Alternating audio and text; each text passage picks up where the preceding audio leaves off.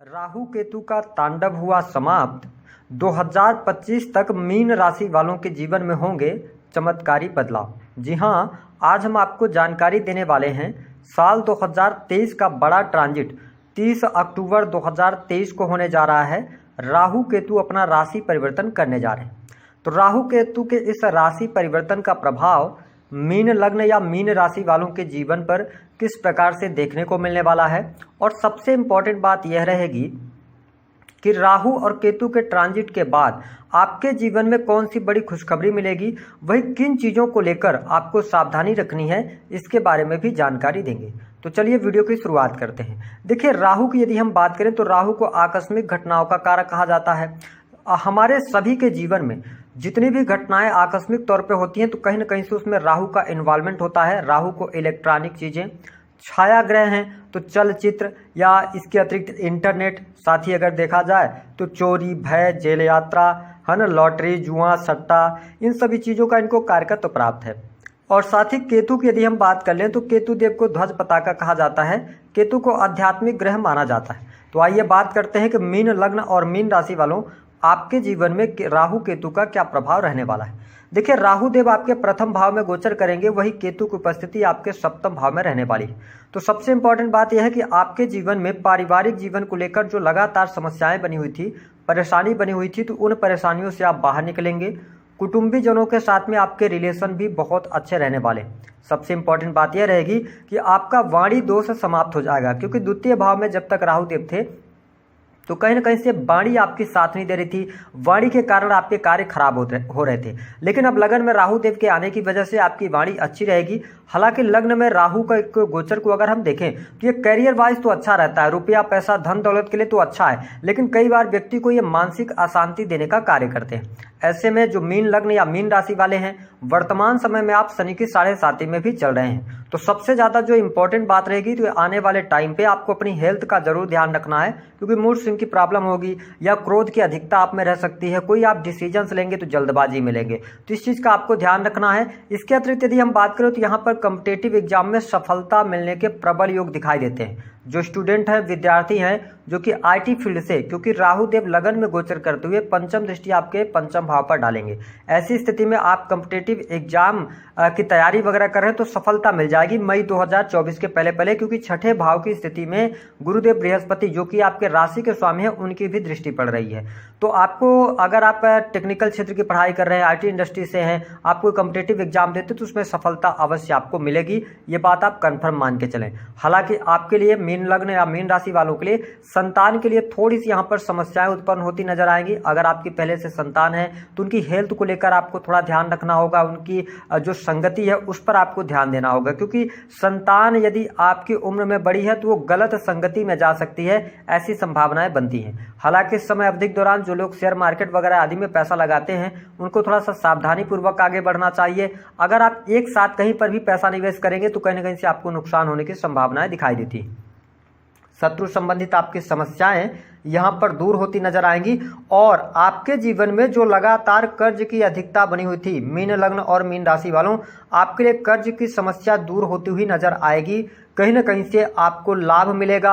आपके ऊपर जितने भी कर्जे चढ़े हुए हैं, धीरे धीरे आपको रास्ते मिलेंगे और उन रास्तों पर चलकर आप कर्ज मुक्त अवश्य होने वाले हैं। साथ ही आप देखें कि राहु देव की जो 7वीं दृष्टि है वो केतु पर पड़ेगी, यानी कि सप्तम भाव में, और सप्तम भाव के अंदर केतु देव भी विराजमान है। मैं हमेशा एक आपके लिए सजेशन ये करूंगा कि क्योंकि सप्तम भाव जो होता है ना वो आपके वैवाहिक जीवन का होता है, तो यहाँ पर मैं ट्रबल देख रहा हूँ, प्रॉब्लम्स यहाँ पर ज्यादा क्रिएट हो सकती हैं, क्योंकि केतु जिस भाव में बैठता ना उस भाव से रिलेटेड चीजों में ये डिटैच करता है। तो मैं आपके लिए एक रेमेडी दे रहा हूं, बहुत अच्छी रेमेडी दे रहा हूं कि अगर केतु जिस भाव में बैठे हो उस भाव से रिलेटेड चीजों के बारे में जितना ज्यादा आप सोचेंगे उतना ज्यादा उन चीजों से आपको प्रॉब्लम क्रिएट होगी। तो आप यदि बिजनेस कर रहे हैं तो अपने बिजनेस में आप एफर्ट्स लगाइए, मेहनत कीजिए, कितना लाभ मिल रहा है, कितना नहीं मिल रहा है। अगर आप ये सोच नहीं रखते तो ऑलरेडी आपका बिजनेस चलता रहेगा। लेकिन केतु को प्यास भी कहा जाता है, तो आप खुद इस एग्जाम्पल से समझें कि अगर आपको प्यास लगी है और आप बार बार उसी चीज को अपने दिमाग में याद करते रहें तो रहेंगे रहेंगे तो आपकी प्यास जो होगी ना वो तेजी से आपकी प्यास बढ़ने लगेगी।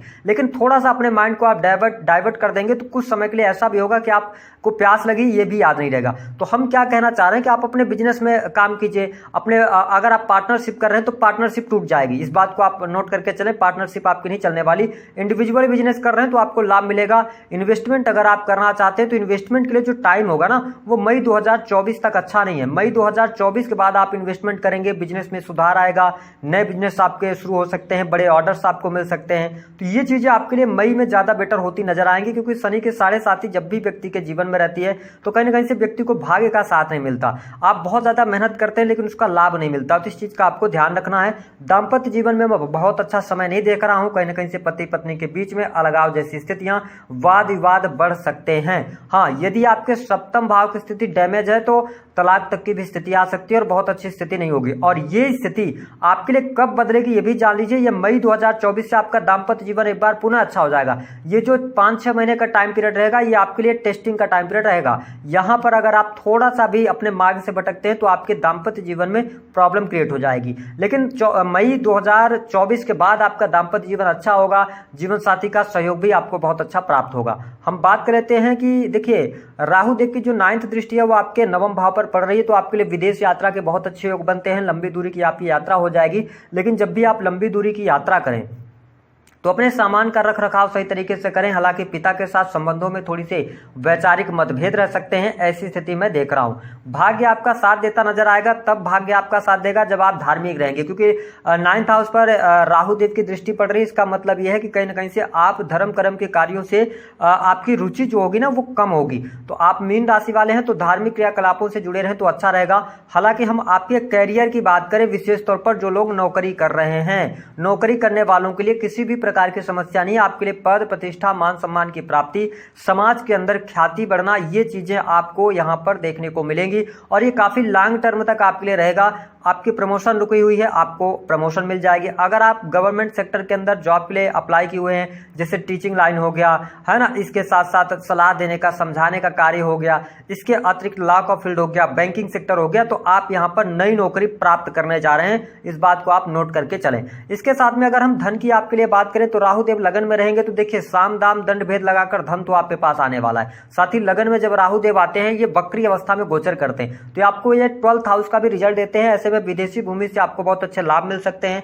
विदेश जाने का आपका सपना यहां पर पूर्ण हो सकता है। इंपोर्ट एक्सपोर्ट के कार्यों से आपको बहुत अच्छा लाभ यहां पर प्राप्त होने जा रहा है। हालांकि थोड़ा सा यहां पर आपको हॉस्पिटल्स के भी चक्कर लगाने पड़ सकते हैं। हो सकता है कि आपके फैमिली में किसी के स्वास्थ्य को लेकर या आपके स्वयं के स्वास्थ्य को लेकर समय समय पर आपको हॉस्पिटल्स के चक्कर लगते रहेंगे, क्योंकि लगन के अंदर राहु कहीं ना कहीं से आपको थोड़ा सा भ्रमित करेगा।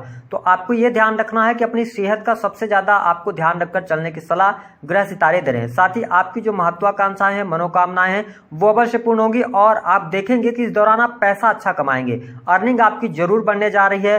अर्निंग में आपको बहुत अच्छा लाभ मिलेगा। डेली इनकम भी आपकी वृद्धि होगी। साथ ही आप एक से अधिक इनकम आप सोर्सेज भी डेवलप करने वाले हैं। हम बात कर लेते हैं आपके लिए भूमि भवन वाहन से संबंधित कार्य होगा क्या, यहां पर थोड़ी सी प्रॉब्लम दिखाई देती है। हम बात कर लेते हैं आपके लिए प्रेम संबंधों के लिहाज से, तो प्रेम संबंधों में ब्रेकअप की 100% संभावनाएं बनती हैं। अगर आपने अपने रिलेशन को सही तरीके से नहीं संभाला तो कहीं ना कहीं से वाद विवाद होगा और प्रेमी प्रेमिकाओं के बीच में ब्रेकअप जैसी संभावनाएं भी यहां पर बन जाएंगी। यदि हम बात करें जिन लोगों के विवाह नहीं हो रहे हैं उनके लिए क्या स्थितियां रहेंगी, तो 2023 में विवाह जैसे संबंध यहां पर मैं नहीं देख पा रहा हूं। और मैं आपको सजेस्ट करूंगा कि अगर आप मीन लग्न या मीन राशि वाले हैं तो कोशिश ये करें कि इस दौरान विवाह हो भी ना। 2025 तक अगर विवाह होता है तो बहुत ज्यादा चांसेस है कि वो विवाह कहीं ना कहीं से प्रॉब्लम में आएगा। इस चीज को याद रखिएगा, जब भी लगन के अंदर राहु केतु का गोचर हो तो कभी भी विवाह नहीं करना चाहिए। वो विवाह ज्यादा लंबे समय तक नहीं चलता है, ऐसा हमने अपने अनुभव में पाया हुआ है। हम बात कर लेते हैं कि जो लोग किसी भी प्रकार से रिसर्च के फील्ड से जुड़े हैं, इंटरनेट मीडिया या कलात्मकता के साथ में जुड़े हैं, प्रोडक्टिविटी के साथ में जुड़े हैं, मैन्युफैक्चरिंग यूनिट का कार्य करते हैं या विज्ञान के क्षेत्र से आप रिसर्च पीएचडी वगैरह कर रहे हैं, ये टाइम पीरियड 2024 मई के पहले आपको कोई बड़ी उपलब्धि प्राप्त होने जा रही है। तो ये अच्छा है, गुप्त धन आपको मिल सकता है। आकस्मिक धन लाभ के योग अब आपके लिए नवंबर से आपके लिए भाग्य के रास्ते यहाँ पर खोलने जा रहे हैं गुरुदेव बृहस्पति। तो आपको बहुत अच्छे रिजल्ट मिलेंगे। राहु केतु का क्या प्रभाव होगा इसके बारे में भी हमने आपको जानकारी दे दी। दी है। अब हम बात कर लेते हैं 4 कार्य कौन करने से आपको बचने। देखिए लग्न में जब भी राहु आए, मीन लग्न या मीन राशि वालों, आप कोई भी डिसीजन ले रहे हैं, उस डिसीजन को लेने से पहले आप 4 बार 5 बार सोच लें, या आपके घर में कोई बड़े हैं जो आपके हितैषी हैं, उनसे परामर्श लेने के बाद ही किसी बड़े काम में अपना हाथ डालें। दूसरी स्थिति, दाम्पत्य जीवन का बहुत ज्यादा ध्यान रखना है और आपको अपने कैरियर में इतना बिजी नहीं होना कि आप अपने परिवार के लिए समय न निकाल पाए। तो अगर आप अपने कैरियर और परिवार में सामंजस्य बनाते हैं तो पारिवारिक जीवन उतना निगेटिव नहीं रहेगा, जीवन साथी के सहयोग भी मिल जाएगा। इस दौरान थोड़ा सा जीवन साथी से आप बहुत ज्यादा एक्सपेक्टेशन कर सकते हैं और आपके जीवन साथी थोड़ा सा आपसे डिटैचमेंट वाला अपना रुख अपनाएंगे। तो थोड़ा सा यहाँ पे आपको समझना है, और अगर आपके मैरिटल लाइफ में कुछ प्रॉब्लम चल रही है तो बहुत ज्यादा उसको तवज्जो नहीं देना, मतलब बहुत ज्यादा उसको आपको सोचना नहीं। मैंने बताया ना कि केतु जिस भाव में बैठे, अगर आप उस भाव से रिलेटेड चीजों के बारे में सोचेंगे तो कहीं ना कहीं ये प्रॉब्लम क्रिएट आपके लिए करते रहेंगे। तो इस चीज का आपको ध्यान रखना रहेगा। इसके अतिरिक्त उपाय क्या करना, देखिए लगन के अंदर राहु है, मैं सबसे अच्छा उपाय आपके लिए बोलूंगा कि आप भगवान विष्णु की आराधना करते रहें, राहु केतु का शुभ प्रभाव आपको मिलेगा। दूसरी स्थिति कि आपको काले रंग के कपड़ों से बचना चाहिए जो हमारे मीन लग्न या मीन राशि वाले हैं, क्योंकि आपके ऊपर शनि की 7.5 भी चल रही है। साथ ही बुजुर्ग और बच्चों का सम्मान करना चाहिए, उनको खुश करने का प्रयास करना चाहिए, उनके साथ में अगर आप टाइम स्पेंड करते हैं तो अच्छा रहेगा, क्योंकि यहाँ पर शनि की 7.5 का ही प्रभाव ज्यादा निगेटिव दिख रहा है ना। लेकिन आपके लिए क्या रहेगा, जब उपाय करेंगे तो आपको लाभ भी मिलेगा।